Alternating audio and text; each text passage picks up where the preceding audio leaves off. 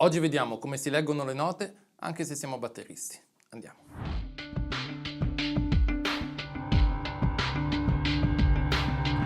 Ciao, sono Matteo Ferrando.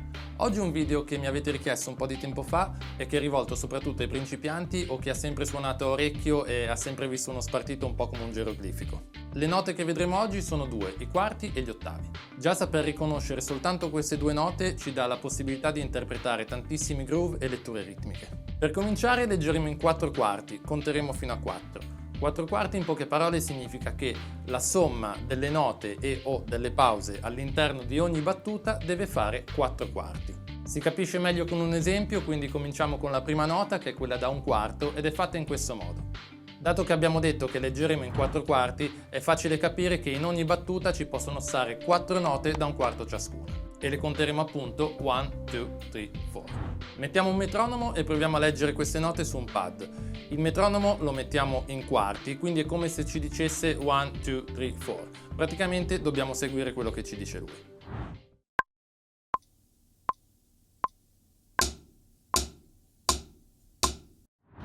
La seconda nota che vediamo è quella da un ottavo ed è fatta così. Piccolo appunto, quando vengono scritte più note da un ottavo di seguito, le code di queste note vengono unite tra di loro. Quindi queste note le troveremo scritte in questo modo, ma restano comunque 4 note distinte, ognuna da un ottavo. Dato che un ottavo è la metà di un quarto, all'interno di una battuta da 4 quarti ci possono stare 8 note da un ottavo ciascuna e le conteremo 1 and 2 and 3 and 4 and.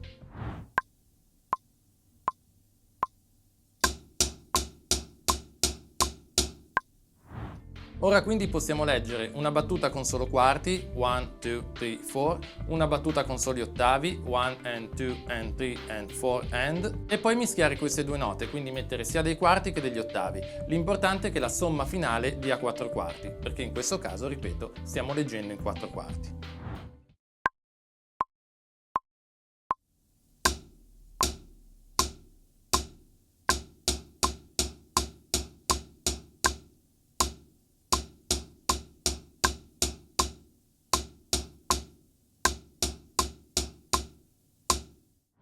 Bene, visto che per ora stiamo facendo lettura ritmica, a noi interessa soltanto il valore delle note, cioè quanto durano.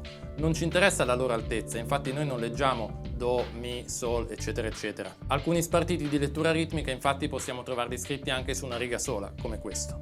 Se però dobbiamo leggere uno spartito per batteria, allora le note saranno posizionate in posti ben precisi nel pentagramma, per farci capire se dobbiamo suonare la cassa, il rullante, il charleston, il timpano, eccetera eccetera. Per adesso vediamo dove sono i 3 pezzi principali della batteria, cioè charleston, rullante e cassa. Sul pentagramma quindi la cassa sarà scritta sul Fa qui in basso, il rullante sul Do e il charleston sul Sol in alto.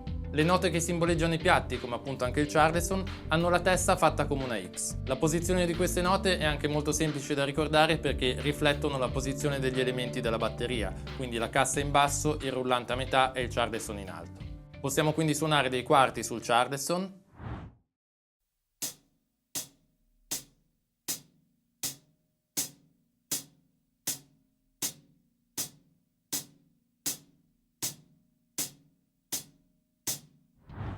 oppure suonare degli ottavi, tutti con una mano in questo caso.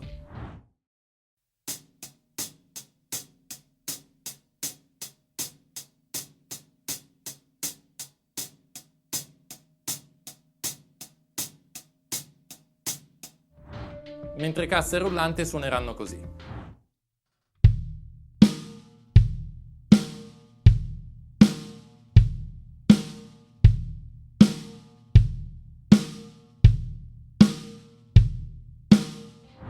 Se mettiamo insieme quello che suoniamo col charleston con quello che suoniamo con cassa e rullante, otteniamo 2 groove completi, uno in quarti e uno in ottavi.